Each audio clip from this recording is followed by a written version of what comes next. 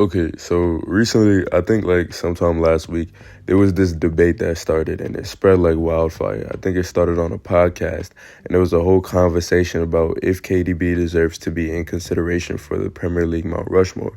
Now, first off, I'm going to ignore how ridiculous of a question that is. I don't mind if you think he shouldn't be up there like a lock for the list, but questioning whether he should be considered is absurd. His resume in England is bonkers.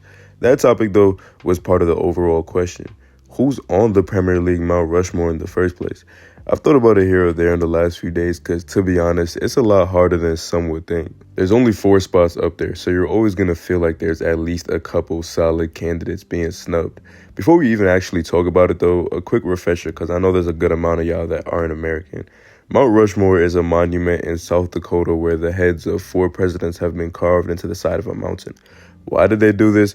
I have no clue. I don't know whose idea this was. It's kind of weird, though. Who wakes up one morning and says, you know what? I want to carve somebody's face into a mountain.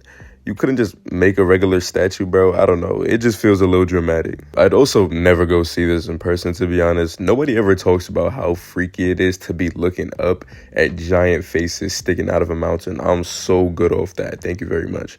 Anyways, the whole idea behind it was to honor important presidents. So in the context of this topic, a lot of people have been looking at it from the angle of, okay, who are the 4 best or most iconic players in Premier League history, which is fine, I guess. However, I don't exactly agree with looking at it like that, at least for me personally.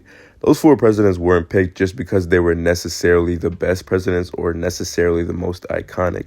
They were picked because each of them made a major contribution to the construction of America in a specific, different way. They each had their own category that led to them getting picked. Washington was the founding father of all founding fathers. He represented the birth of the nation. Jefferson represented expansion, Lincoln represented perseverance, and Roosevelt represented conservation and the blossoming of the nation. We'll start with George Washington, the first president of the United States. To be considered for the founding father category, you'd have to be a player that dominated the 90s when the Premier League was first born. Alex Ferguson would be the perfect nominee here, but this is players only, so get out of here, Gramps. The first nominee would be Alan Shearer, of course. The Prem's all-time top goal scorer, was there from the very start, scored 16 goals in the first season of the league, won 3 straight golden boots from the 3rd to 5th season of the Premier League, and remains the only person to three-peat the league golden boot besides Henry. Ireland's probably going to do it this year, but till then, it's just those 2. He won the league with Blackburn while scoring 34 goals and assisting 13 times, which is probably his most impressive accomplishment since Blackburn is the only non-Big Six club other than Leicester to ever win the Prem. Shearer seems like a shoo-in. I mean, he's the most obvious pick, but that doesn't mean there aren't any other contenders for the founding father category. You can make arguments for both Ryan Giggs and Eric Cantona. Cantona was actually arguably the main attraction of the 90s Premier League with all his antics and shit. He also retired very randomly and very early, which is kind of funny because Washington also voluntarily stepped down from the role of president when he really didn't have to. Originally, nobody was really sure whether the president was supposed to have the job till death, and Washington was like, wait, let's not turn this into a dictatorship, and he hit the road after like 2 terms. Anyways, let me move on before this shit starts sounding like history class. Giggs, I mean, it's obvious why he'd be a nominee here. Was there from the very start and part of every single one of United's Premier League titles, all 13 of them. Wasn't the flashiest or most talented player, but he's the definition of a day one. For George Washington's spot, I'd say those are the best candidates. Thomas Jefferson's spot is an interesting one. Expansion and growth. Jefferson made the famous Louisiana Purchase from France, which literally doubled the size of the United States. When I think of expansion and growth in football terms, I'd imagine it would be bringing more eyes to the league, European success and European accolades that brought more respect to the Premier League. Back then, I'm pretty sure it was mostly Serie A running things. The Prem wasn't anywhere near as respected as it is now. It might sound a bit weird to base one of the categories for a Prem Mount Rushmore off of European achievements, but the 2 things are directly related when we talk about the topic of expansion. So who fits into this category? There's Michael Owen, the first Premier League player to ever win the Ballon d'Or. His career didn't turn out the way anyone thought it would, but he's still a cornerstone in the history of the league. Of course, there's Ronaldo, the last Prem player to ever win the Ballon d'Or. That 2008 year will forever remain ridiculous. What he did in both the league and the Champions League was absurd. There's also Steven Gerrard, The fact that he never won a Prem title at all makes it hard to include him in these conversations, but this is the one category he could sneak into. Liverpool's comeback against AC Milan is one of the most iconic moments in the history of the sport, and it was the first time a Prem team other than the big bad United won the UCL. All the previous times an English club won were before the Prem was created.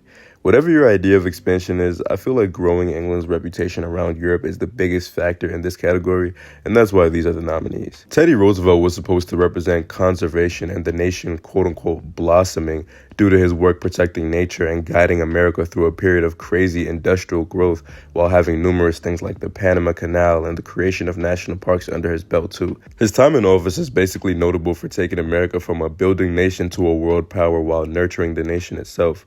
He's one of the few American presidents you can actually argue was a quote-unquote good president, or as good as a U.S. president can possibly be considering it's an inherently evil position. Anyways, let me not get into all that right now. This is a football channel. For the blossoming category, we would need to find a player that was essential to the Premier League thriving in those first couple decades. First nominee that comes into mind is Thierry Henry.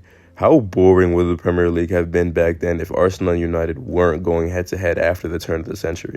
It was one of the most heated rivalries ever, and Henry was the biggest reason Arsenal was not only able to keep up, but also outmatch them constantly. They did win one league title before him, but that was a season where Keane was out all year with injury. With him coming back and then Beckham, Giggs, and Scholes reaching their prime years in the approaching seasons, we could have been looking at nearly a decade straight of United titles. Henry brought parity as well as excitement and entertainment to the Premier League. You can make a somewhat similar case for Drogba or Lampard.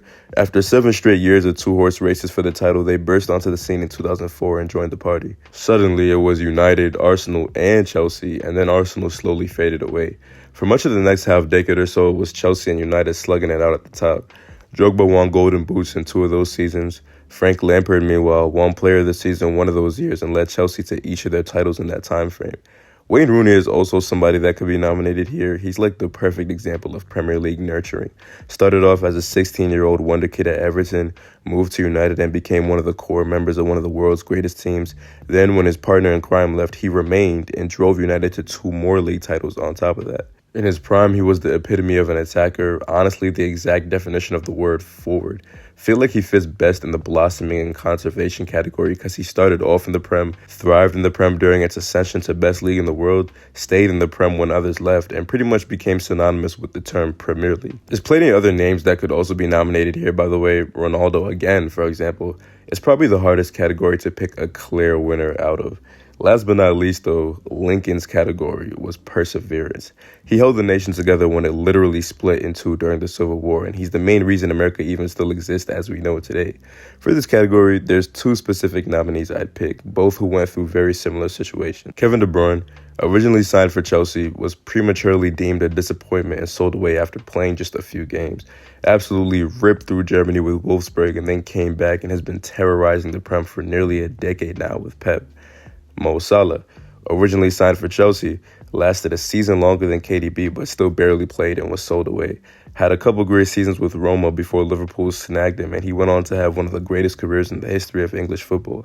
There's been other stories of perseverance, obviously, like Dennis Bergkamp, for example. When he originally came to the Prem from Inter, he was a flop, and then he completely transformed Arsenal and won the league with them.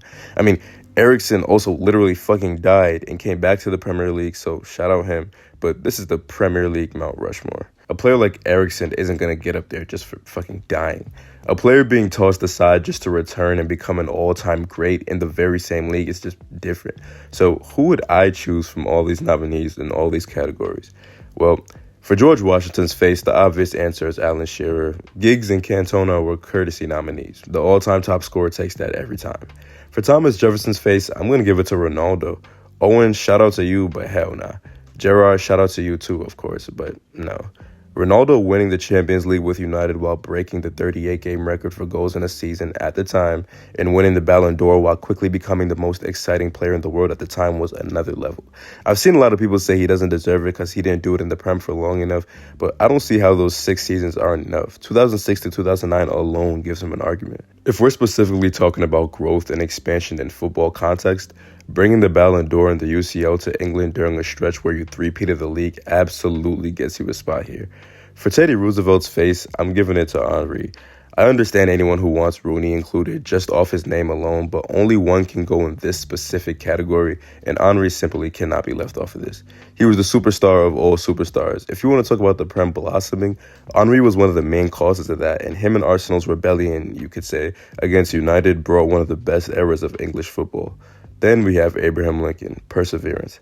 I honestly got to give it to KDB here. Salah would be a valid pick too, but while the two of them have their similarities, KDB was at the forefront of arguably the most dominant era that English football has ever seen. Winning 6 of the last 7 Premier League titles, he led the Centurions, he led the first 4-peat in the history of the Premier League, winning Player of the Season twice, matching the assist record for one Premier League season, not to mention the multiple times he's won the league for City, leading the last day comeback that gave him the title in 2022, and then bullying Arsenal at the Etihad and the Emirates in 2023 with one of the most dominant performances between two top teams.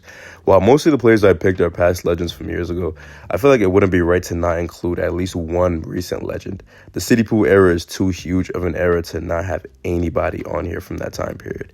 Now picking Wayne Rooney was probably the hardest part about this, but I don't think there was a category that he beats any of those winners in. If y'all think there is, let me know. I'm open to any disagreement. Okay, thanks for watching, y'all. Let me know what your Premier League Mount Rushmore is. Obviously, there's going to be disagreement. Nobody really agrees on anything when it comes to English football, to be honest. I'll see y'all next time.